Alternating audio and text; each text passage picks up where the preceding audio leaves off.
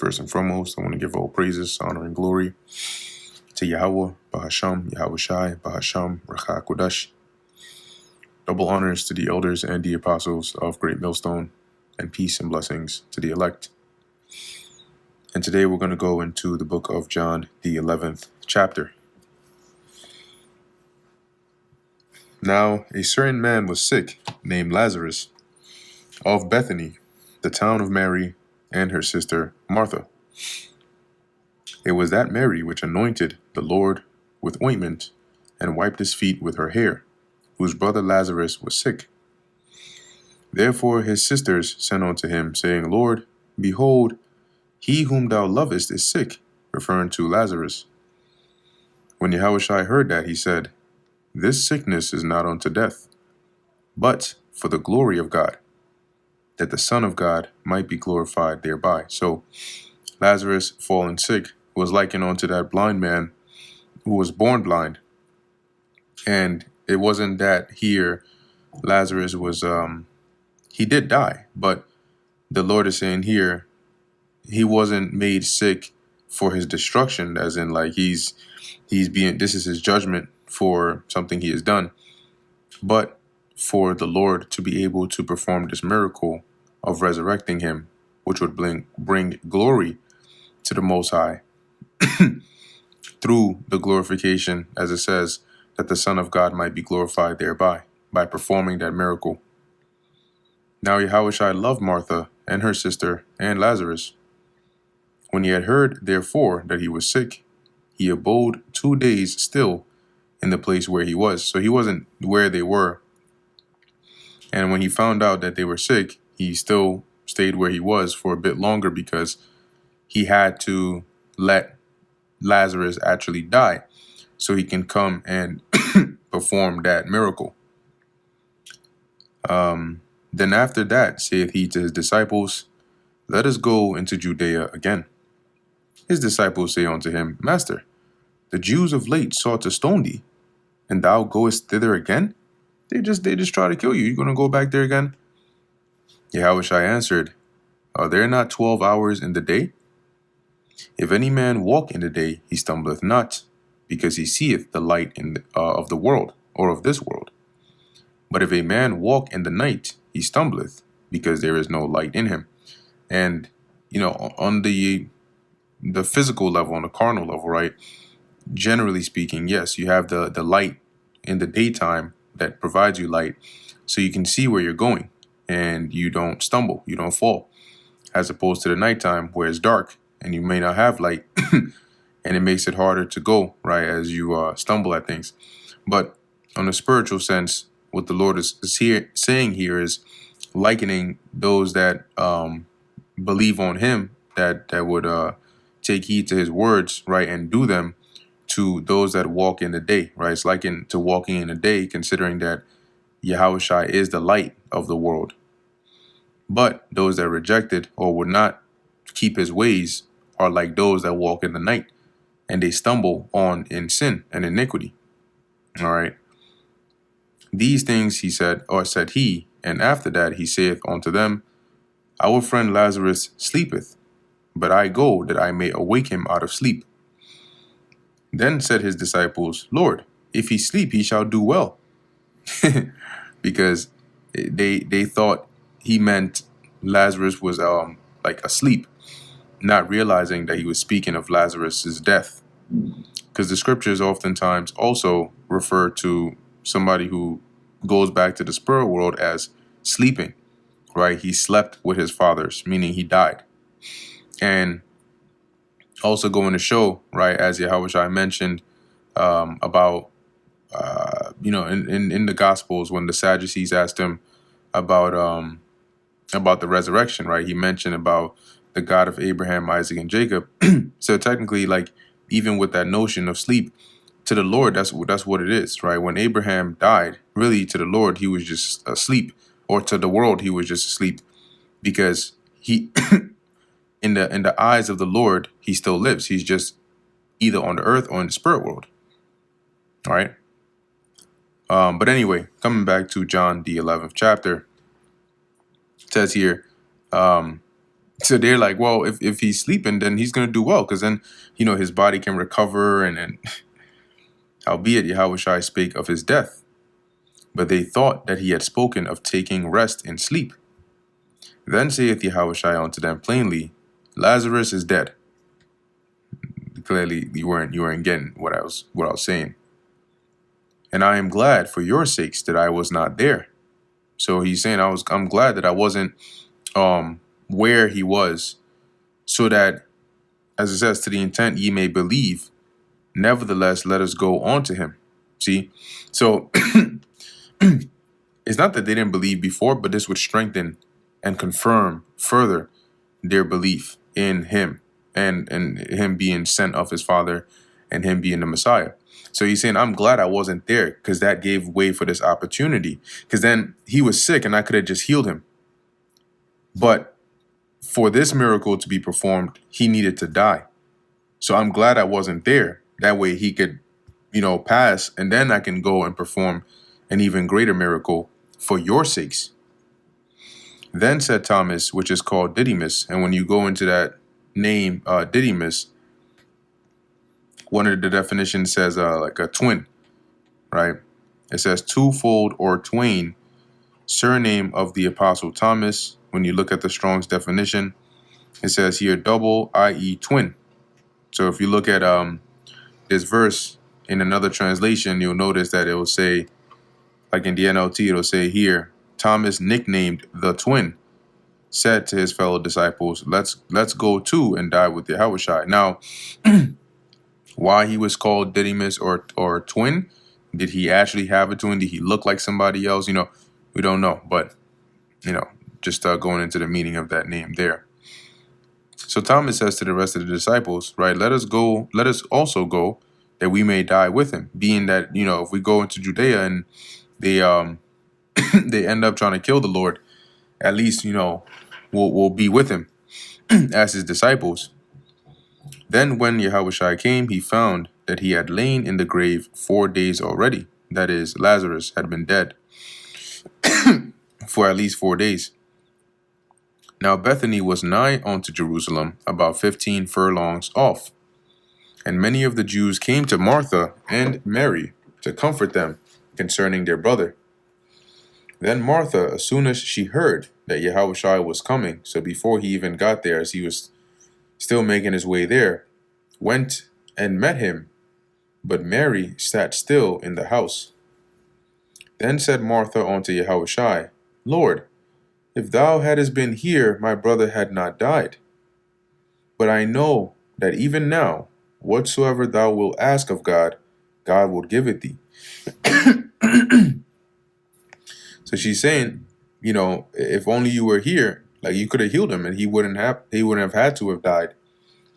But it's okay, because, basically if you will it, he can be good again, because whatever, like we know that whatever you ask of God, he'll give thee. So nothing is impossible for you. Yahushua saith unto her, thy brother shall rise again. Martha saith unto him, I know that he shall rise again in the resurrection at the last day. See, so they understood that there would come a time, as it is written in scriptures, John the 5th chapter, Revelation 20, and Daniel 12, right? But they understood that even in the book of 2nd Maccabees, they understood that there would be a day in which, people would be raised up from the dead and judged. And I'm going to read this same verse in the NLT as well. It says here, NLT, yes, Martha said, he will rise when everyone else rises at the last day to receive their judgment. Yahushua saith unto her, I am the resurrection and the life. Yahushua, when he said this, wasn't referring to the last day. He was referring to how he was going to raise up Lazarus from the dead. But she didn't, that went over her head as well. So he tells her, I'm the resurrection, right? The resurrection you're talking about, it's by me. Okay, the Father has entrusted me in that power. So it is by me that people are brought back to life. And guess what? When Yahushua tells you that in the book of Matthew, when Yahushua was crucified, he died and was risen, you had people that came out of the graves and went into the city. Okay, like to live, people that had already died. So he says here, I am the resurrection and the life. He that believeth on me, though he were dead, yet shall he live. Right? So if you believe on the Lord, the Lord can make you whole. He can, give you that life. Not only bring you back to life or give you life, but also life eternal. And whosoever liveth and believeth in me shall never die. Believest thou this? Because, like I just mentioned, they would ultimately gain eternal life, but understand that just as Yahweh Shai, what he did at that time when he was on the earth, gained him all the things that he's going to get. It's entrusted into him, but he hasn't physically acquired that yet, right? Because he hasn't come back on the earth yet. So there are certain things like glory and so on that he has gained, but the sitting on the throne and all of that comes when he comes back this time. So likewise, those back then who acquired eternal life through believing on Yahushai didn't get to reap of it just yet, because the harvest is not yet. Okay, and in that sense, I'm referring to the time of the reaping the fruits of your reward. So they acquired it, but the payout comes when Yahushai comes. So yes, they might. It's interesting because you had people back there that acquired or gained eternal life through believing on Yahushai, but yet they died. But guess what? Those spirits coming back in the reincarnation haven't already gained that automatically. If they're of the elect, which they would have to be, they would do the things in this time. They will follow the Lord in this time to be able to acquire, right, or redeem that reward that they had gained. And really, it ultimately goes back to the predestination, right? The Most High had already set it up from the foundation of the world, who was going to gain it and who wasn't. But as the Lord said, whosoever liveth and believeth in me shall never die, right? Believest thou this? So, meaning they would gain that eternal life. She saith unto him, Yea, Lord, I believe that thou art the anointed, the Son of God, which should come into the world. And when she had so said, she went her way and called Mary her sister secretly, saying, The Master is come and calleth for thee. Because remember, Mary was back home. As soon as she heard that, she arose quickly and came unto him. And Yahushua was not yet come into the town, but was in that place where Martha met him. Because Martha went ahead when she heard he was on the way and met him before he even made it into the town. So she goes and calls her sister Mary. Mary with haste goes out to go and meet Yahushua. Verse 31, now the Jews then, which were with her, Mary, in the house, and comforted her, when they saw Mary, that she rose up hastily and went out, followed her, saying, She goeth unto the grave to weep there. So they came to basically console her, to comfort her. And then they see her suddenly get up with haste and leave, and they're thinking, oh, she's probably going to go cry some more. Then when Mary was come, or where Yahushua was, and saw him, she fell down at his feet, saying unto him, Lord, if thou hadst been here, my brother had not died. When Yahushua therefore saw her weeping, and the Jews also weeping, which came with her, he groaned in the spirit, and was troubled, and said, Where have ye laid him? So where is he buried? They said unto him, Lord, come and see. Yahushua wept. And to weep is like, we know what it means, but matter of fact, let me look it up here. I want to see how they define it here. To weep. It's not just like your regular crying, but it says to shed tears, to sob, and usually a fit or period of weeping. Usually when somebody weeps, it's more than just getting teary-eyed, okay?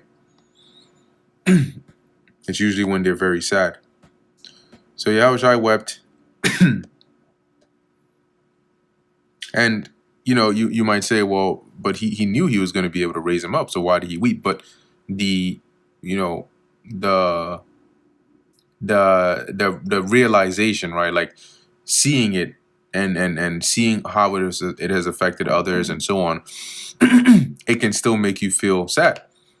Like today, you may lose a loved one, but you know and understand that you're going to see them again. You understand how the scriptures work and how prophecy works, but you still mourn.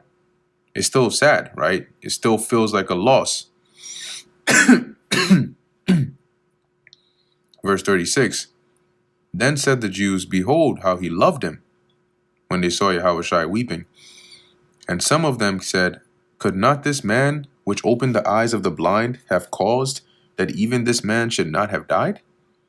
But, of course he could have. But that would have defeated the purpose of what he had to do concerning Lazarus. Yahushua therefore again, groaning in himself, cometh to the grave. It was a cave, and a stone lay upon it. Meaning, like, if you look up a sepulcher, right, that's usually how it was. They would, the entrance would be, the door of the entrance would be closed via a stone. Like that's rolled. So let's go here. Sepulcher, Bible, times. All right, so once again, something similar to this. And they would roll that stone across, right, to close it or to open it. Where we at? Verse 39. Yahushua said, take ye away the stone, move the stone. Martha, the sister of him that was dead, saith unto him, Lord, by this time he stinketh, for he hath been dead 4 days. Meaning by this time his body's already rotten or rotting, and it's, it's been 4 days already. Yahushua saith unto her, said I not unto thee, that if thou wouldest believe, thou shouldest see the glory of God? Then they took away the stone from the place where the dead was laid. And Yahushua lifted up his eyes and said, Father, I thank thee that thou hast heard me. And I knew that thou hearest me always. But because of the people which stand by, I said it. So he explicitly gave thanks to the Lord for hearing him. And he's saying, like, I know that you hear me all the time, but I still had to say it so that those that are around me can bear witness. That it may say it, that they may believe that thou hast sent me. And when he thus had spoken, he cried with a loud voice, Lazarus, come forth. And it almost sounded like he was calling his spirit from the spirit world back down, because that's what happens when you die. Your spirit goes back to the spirit world. So nevertheless, Lazarus, now at this point, remember his body, at this point likely rotting and everything. But your body is a composition of elements anyway that are formed to make your skin and your organs and all of those. So it's not a difficult thing for the Lord to command the physical elements that form your actual body, right? And in whatever composition they were put in, to just come back again, right? And renew or rejuvenate the body and have the spirit come right back into it. And he that was dead came forth, bound hand and foot with grave clothes. So that those bandages and like wraps they had around him, he was still in that, but he basically came out, and his face was bound with a napkin. Yahushua saith unto them, loose him and let him go. So at this point, he basically brought him back from the dead. Then many of the Jews which came to Mary and had seen the things which Yahushua did believed on him. They said, yeah, no, that he's definitely got to be the Messiah. We know Lazarus was dead. He was dead for some days. And this man just called him out. And now he's alive. Like, nah, nobody else can do this but the Messiah. This has to be the Messiah. But some of them went their ways to the Pharisees and told them what things Yahushua had done. Then gathered the chief priests and the Pharisees a council and said, what do we? For this man doeth many miracles. What are we gonna do? We got to do something about this. This guy's the miracles he's performing. He's doing a lot, and people are getting swayed by it. If we let him thus alone, all men will believe on him, and the Romans shall come and take away both our place and nation. Because they're saying here, look, right now we are in a certain position authorized by the Romans, right? We're a Roman province. So there are certain things that they got to do, by the authority of the Romans. And there are certain lanes you got to stay in. And they're saying here, look, the more people start to believe on him, the more that attention is going to come on here. And eventually they're gonna in their minds, like, uprise against the Romans. Like, we got our king now, the Messiah is here. And that's going to have the Pharisees, as it says, lose both their place, their position that they were given, and the nation. Okay, because should the Romans sense Yahushua as a threat, they would come there, and the Pharisees here feared that they would destroy the nation for that. And one of them, named Caiaphas, being the high priest that same year, said unto them, Ye know nothing at all, nor consider that it is expedient for us that one man should die for the people, and that the whole nation perish not. This spake he not of himself, but being high priest that year, he prophesied that Yahushua should die for that nation. So he was prophesying that Yahushua would have to die for the nation of Israel. This went over their heads, and as it says, they took it as, well, we'll read it when we get there. And not for that nation only, but that also he should gather together in one the children of God that were scattered abroad. That's where you get your whole mystery of the Gentiles from. Those children of God are Israelites that were scattered abroad. And through the preaching of Yahushua, they would be gathered. Then from that day forth, they took counsel together to put him to death. See, so you can imagine some of these Pharisees thinking, I see. So the solution here is we have to eliminate this guy for the sake of the nation. Yahushua therefore walked no more openly among the Jews, but went thence unto a country near to the wilderness, into a city called Ephraim, and there continued with his disciples. And the Jews' Passover was nigh at hand, and many went out of the country up to Jerusalem before the Passover to purify themselves. Right, because they wanted to, be made sure or be made clean, right? Before, if there was anything that had made them unclean, or, before keeping the Passover. Then sought they for Yahushua, and spake among themselves as they stood in the temple, What think ye, that he will not come to the feast? I mean, he's supposed to be the Messiah, right? I mean, was he not going to show up? This is you have to show up. This is a holy day. Now both the chief priests and the Pharisees had given a commandment that if any man knew where he were, he should shew it, that they might take him. So they gave an order out, like a wanted, almost like a wanted poster to say, whoever knows the whereabouts of this Yahushua, you better come clean with it. And that brings us to the end of the book of John, the 11th chapter. Lord willing, that was edifying to the elect. In closing, I want to give all praises, honor, and glory to Yahweh, Bahasham, Yahushai, Bahasham, Rachak, Wadash. Until next time, Shalom.